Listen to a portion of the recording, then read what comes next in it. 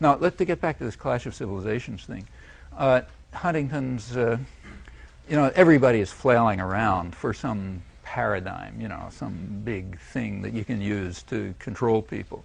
And Huntington's idea was clash of civilizations.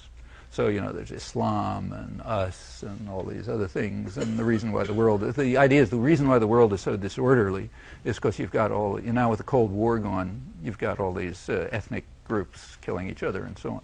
Well, as usual, it's always a good idea to start by asking about the facts. Whenever you hear anything said very confidently, the first thing that should come to mind is, wait a minute, is that true? So is it true?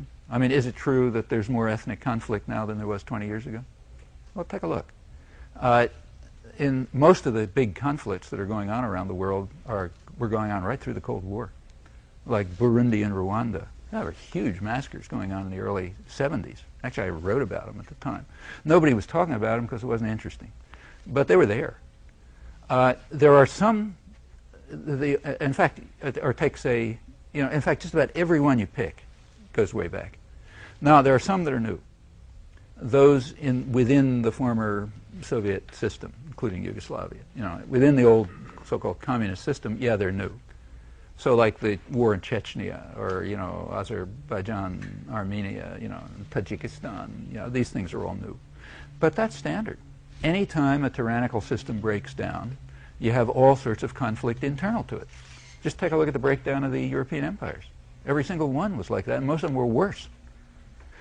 So first of all, the factual basis is very thin. Now, what about the principle, clash of civilizations? Like, say, the big bad guy is Islam. Well, there are a few problems with that. The most fundamentalist Islamic state in the world is our big ally, Saudi Arabia. How's that fit? I mean, Saudi Arabia is a real.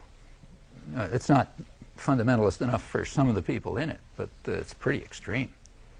Are we trying to undermine Saudi Arabia? Of course not. They're sitting on all the oil. In fact, they're our clients. That's a family dictatorship that we keep in power because they make sure that the money from oil doesn't go to the people of the region, but goes to London and New York. So they're okay. There's no clash of civilizations there. That's state fundamental. What about individual, like non-state? Well, by far the worst ones are the guys who are tearing Afghanistan to pieces. You find more crazy Islamic fundamentalists around than them. I don't know about them. Where'd they get their power from? Well, your pocket, They got $6 billion or so, it's claimed, from the United States and Saudi Arabia through the 1980s. Now they're tearing Afghanistan apart, but it's not nothing that we did. We're only wonderful people. So where is this clash of civilizations between Islam and the West? I don't see it. I mean, Indonesia is an Islamic state. Do you see us trying to undermine Indonesia? I mean, a lot of rotten things in Indonesia, like, for example, wages are about half the level of China, which is not so munificent. Do you see us doing anything about that? I mean, I think this is all farce.